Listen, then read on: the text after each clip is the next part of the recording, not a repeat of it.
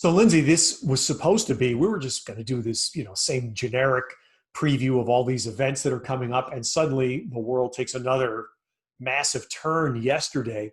I'm just wondering, you could you imagine dealing with this as, let's say, Naomi Osaka did yesterday, as we're talking? Could you imagine of dealing with something like this when you are when you were playing at the top of your game as she is now? No, I can't imagine it at all. And if you look at her transformation, just if you just look at Naomi alone in the past, it was 2 years ago, we saw her win the US Open title under kind of crazy circumstances. And you could see this young lady who was a little bit shy and scared of the spotlight. And look at what's happened to her the last 2 years. I mean, she is now really the true leader of women's tennis, and the courage that she had to take a stand that she did about not playing in her semifinal match, of willing to risk things to make a bigger statement. Even during the lockdown, we were hearing little things, how she had gone to Minnesota to try and join the protest of everything that was happening. But it's something different in an individual sport when a player is willing to sacrifice. And we haven't seen it very often in the past 30 years or so.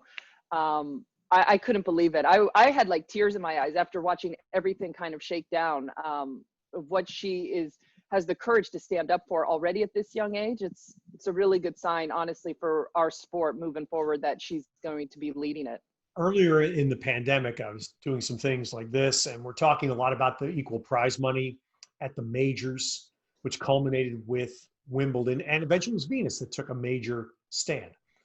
And now fast forward, that's almost 15 years ago. And here during the pandemic, the two tennis players that I can think of right off that have taken these prominent stands are Coco Gauff with her Yeah. speech in Florida, and Naomi Osaka by basically walking out, although now she's saying she will play because of the one-day interruption in New York. But isn't that something? And I don't mean to make this all gender stuff, but I mean, this is women's tennis. It's got to be immensely proud for someone like you that was a part of this. It's amazing. And also look at their ages, and you just are overwhelmed with what they are able to handle, and how they're willing to stand up and really state how they feel and what they want. And I know, I mean, you go back to Coco at 16 and some of these things she's been talking about when she was 15. And it's like, oh my gosh, I didn't find my voice until my mid to late 20s. And even then it was still, it's hard to speak out. And these two are exceptional human beings, exceptional leadership. WTA was very fortunate in the 70s. We had very strong leaders, and we had very strong players willing to sacrifice, willing to take risks. Some of that went away at different times. We had then Venus kind of leading the charge, as you mentioned, for equal prize money. But again, for a player to stand up like Naomi, or even Coco, to make such a huge stand and be willing to walk the walk and back it up, it truly is remarkable. So to talk about now the U.S. Open, which is going to start Monday, and I was thinking about this earlier today. So when I forget the exact number, you may know, how many of the present top 10 are not playing? I think it's 5 or 6, something like. I think it's 6 on the WTA. I could be wrong. I mean, the rankings started to come out again, but yeah, I think it was at least half, if not a little bit more. And I know this is going to sound, some will take this as disrespect, I understand, but I don't think anybody cares, honestly. Yeah. I mean, really don't. I mean, and Simona Halep will obviously be missed. She will be missed. I mean, she's a champion and a prominent player. But, and my reason for saying that is because I think the women's game's in great shape. That's my point, is that the women's game has such depth, has star power, that, I'm sorry, Kiki Burton's not being there, I think the world will live. And why I thought about you was I'm thinking back to the early 2000s, which is when you said you were finding your voice and your game. And at the top of the sport was you and Justine and Kim Clijsters, Williams and Capriati and her comeback. I mean, in that period of time, right, that 3, 4, 5 year span, the women's game was great. The top of the women's game was great. And I'm thinking this has to be the best for women's tennis since that period of time that you were involved. Yeah, it is. There's so many players now, and I don't think rankings, the number next to a player, is as big a deal as it maybe was, because we would look at players in the top 10 or top 15, and if you went outside of that zone, the depth wasn't quite there, but the players at the very top were huge names. I mean, you mentioned some, and we also had Venus and Serena coming up. We had Kornikova, who was still around. I mean, it was crazy how many names we had, but everyone was pretty highly ranked. I mean, US Open draw comes out today. I mean, Coco Gauff's not seeded. She was probably the top 4 biggest draw on the women's side, as well as Serena and Venus and Osaka. And so I think that we have enough big names to really help the event. Of course, as you mentioned, Halep will be missed. Ashe Barty will be missed as well. But I think that everyone's so excited to see the sport come back and to see Serena, obviously always a story at these majors, going for 24. Can she do it as a mom in her late 30s? That's obviously going to be a huge headline. But I mean, this next generation is really driving a lot of interest, a lot of excitement. How many times, I mean, last summer we saw a 15-year-old absolutely pack the courts, people going crazy just to try and get a glimpse of Coco Gauff. We've got a lot of other players. I think everyone's just so excited that we're back on court and we have this opportunity to play a major, and we have enough big names there that'll really drive the story. All right, so I had a moment the other night when I was actually running a little bit. I still do that at this advanced age. Yeah, that's good. I don't. That's been a pandemic pickup. But I was listening to an interview you did with somebody else, and I stopped there like, wait, that's my LD. You made the point that this whole push for Serena towards Margaret Court's record is misguided. It's misguided. I loved when you brought that point up. I don't think enough people have heard that. So go ahead. It's so interesting. Once Serena started to get closer and closer, and there was a big story of trying to get to 18 with Chrissy and Martina. Mm-hmm. She was able to pass that. But then all of a sudden it was this bar of Margaret Court. And then if you really go and start doing the research and the history, which obviously, Ted, we're covering the sport, we're forced to do, we have to do that. You go back, I mean, there was a lot of those Australian Opens Margaret won. I think I counted in one of them, there was one foreign player in it. So it's basically the Australian Open Championships. She won 4 matches in a couple of them. This wasn't the modern day major where it's 128 draw, everyone from all over the world is playing. It was in a different era, wasn't even the open era. And it was interesting too. And then I also did some research when Steph was getting up there in her numbers, and no one compared her to Margaret Court. It was just Graf was going to take the lead. And Margaret Court wasn't even on the graphics on some of the conversations about it all. So then you start to think, well, why did this get placed on Serena? Like, why is this number? She has by far the open era record, in my opinion. I don't like that she's now compared. Of course, there's 2 different generations. There's 2 different ways to look at it. The press has made it such a big deal, and I think she's made it such a big deal in her mind. I think it's unfortunate because she doesn't play her best because she wants it so bad. I think she already has it, and I think most of the people in our sport kind of agree with that also, but yet Margaret is put there really unnecessarily. Yeah.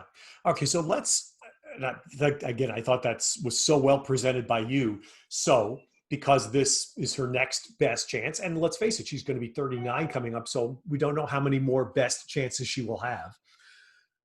Let's, for the sake of our conversation, let's fast forward. She's in the semis, and she's playing in Arthur Ashe Stadium that is empty, an Arthur Ashe Stadium that, in any other circumstance, would be 23,000 for her. Right? We've seen that. That would be for her. Yeah.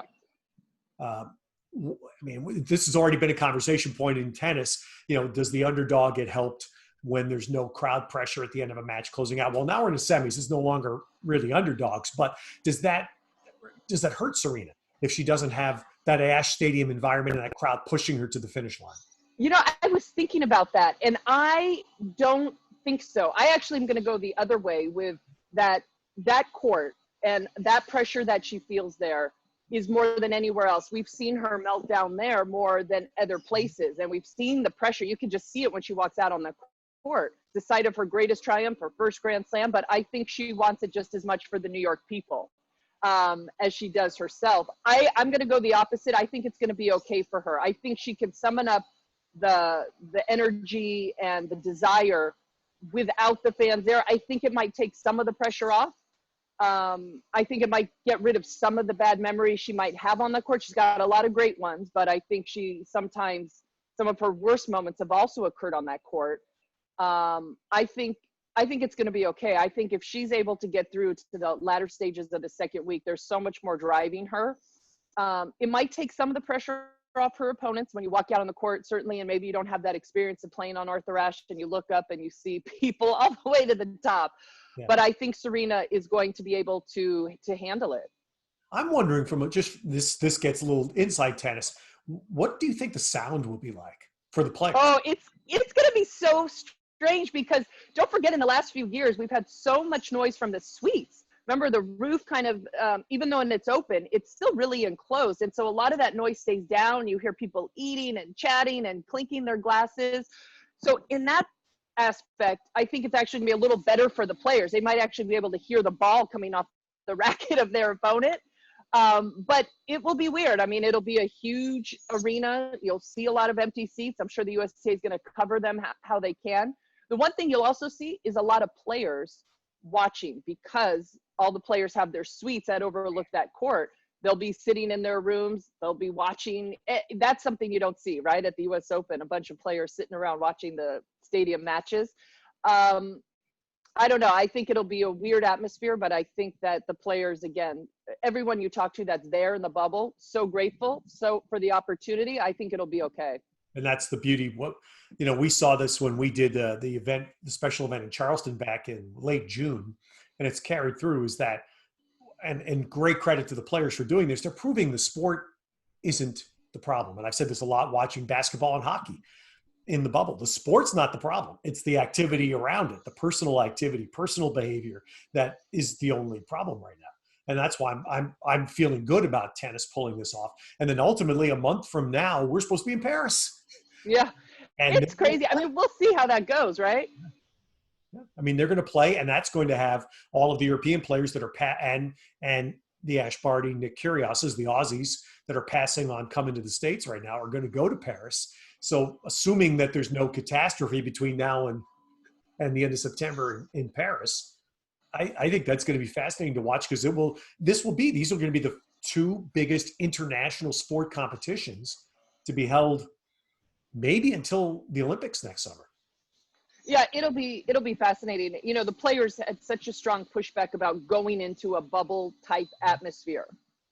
I think when the players who are here in New York come out of it, I think they're going to almost demand to be in a bubble type atmosphere. If the USTA does indeed, if it continues to go the way it's going, and all these players are able to continue to play in the draw, no positive cases, the virus doesn't spread, I think you step back and say, wait a second, that's actually what we need to be able to get through tournaments. All of a sudden, if you go to a tournament, I saw today earlier, Rome set out some of their info and it was said, oh, we strongly encourage players not to go out to eat.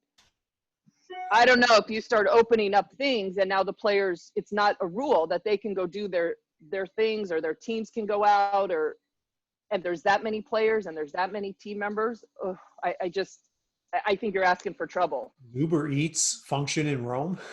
Yeah, I know they need something. For some of these cities, maybe they didn't prepare. I mean, we've heard since April, Tennis Australia has been preparing for the January 2021 Australian Open in these biosphere bubbles. They are on it. They were ready. USTA started their preparation in late April, early May to try and get a bubble organized, realizing that even though the players might not love it, it's by far the safest way to get through a tournament. I don't know for these other tournaments that didn't plan for that. Fingers crossed that it does go okay for the players that do go to them. Yeah. So you've had, because I know we all know your relationship with Madison Keys. You've had some communication from back in New York that things, by the way, one of the hotels they're using, I grew up about 10 minutes from. I used to drive by it going to high school all the time and you couldn't get in.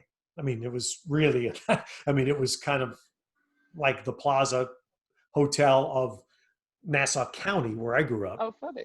So when I saw that was being used as a bubble hotel, I said, I'll sign up. I will actually, I'll take a 6-month lease in that bubble. I mean, it's a really nice that's great hotel. So that's when the original thought was the hotel at JFK. Yeah. And I understood that would have been a challenge because there's nothing there. But these hotels they wound up using, I don't know how they ended up with them, but man, good job USTA for that. What do you think? Good. What do you think about the men's side? Because I want to make sure we touch on that before we go here. So well, obviously, again, the obvious play, Djokovic decides to go, thinking Yeah. perhaps likely, better shot with two big rivals not in the way of getting to 18. We saw him in Australia get to 17. Uh, is there a serious threat, do you think, to Djokovic? I think more than ever, the biggest story is going to be 3 out of 5 sets. And I think it's going to determine a lot of matches. And, we always say in Australia, gosh, that's so tough. They're coming off their 4-week off season, 5-6-week off season. They have to come in. I mean, now you're looking at players out for 6+ months, and then thrown in a lot of these players' second tournament, some of them their first, they haven't had a lot of opportunities. You're going to go play 3 out of 5 sets in the New York summer. I don't know. I can't remember which player said it. He goes, I think there's going to be a lot of withdrawals. I think physically it's going to be the biggest test of any major we've ever seen, purely because the players have never come off something like this before. There was periods of time when players couldn't train, couldn't practice. And so to ask this of them physically, I think it's a very, very tough ask. And so we'll have to see kind of how that works, and players who gets through that first week pretty easily and still has a lot of gas in their tank, who is holding up on the injury side as well. I mean, based on the court speed also, that's going to be a huge factor. People are saying it's as fast as it's been in 18, 20 years. I'd go back to the early 2000 years when I played in the late 90s and won there. It was so fast. I mean, Pat Rafter was just dominating on the men's side because it was so hard to defend against serve and volley. I think you're going to see that as well. Maybe that favors someone like Tsitsipas. He's played so well in Cincinnati. He's got that game. He can come in and finish points. It'll be a different type of U.S. Open, and it's almost like everybody buckle your seatbelts because no one knows what to expect. Novak is the clear favorite, but a lot of things could happen in those 2 weeks. That you brought up a great point. The injury issue, it applies to both sides, but I think the 5-set clearly amplifies it, and we've seen it. That's why I immediately started thinking the NBA's already talked about it, and Major League Baseball, 2 sports that have started in a hurry up mode. And in basketball, they said, look, there's no basketball player that has gone this long in their life without playing, from March into late July. The soft tissue kind of stuff that, oh my gosh, in 5-set matches. And if next week starts in classic New York fashion, because as you played it, I was there for a billion years, and I always said the seasons change at some point during the U.S. Open. There's always one day. That's true. There's always one day, and you don't know when it's going to be, when summer ends and fall starts. You can wake up in the morning, you feel it in the air, that thick, heavy August humidity, which is disgusting, is gone, and the air's clear. And so if we have that first part for any section at the beginning, you're right. I could see there being a lot of no mosses. Yeah, and even to recover, scheduling is going to be really important.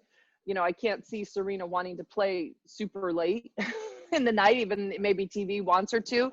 I mean, all of that takes into account. I mean, you got to take that day off of recovery and rest for everybody. Men also, you play really super late at night. If you have to play 5 sets, gosh, it's going to be tough for them to come back. So we'll have to see how all of that kind of takes shape and how the scheduling works out for the players. So a guy that we would like to think would be a threat, and I watched this match almost wire to wire the other day, it's Alexander Zverev against Andy Murray. Yeah. And wow.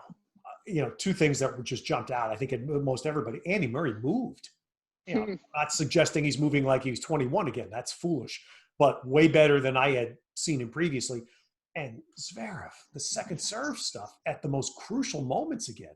And we saw him in Australia make the semifinals. You were thinking maybe he's cleared that hurdle and he's what he should be, a factor to win a major. And then that was just, to me, I watched it and said regression. What did you think? Yeah. It was funny. This break gave the players a period of time which they normally never get to really make significant changes to their game. It was pretty clear come mid-April that there wasn't going to be any tennis for a long time.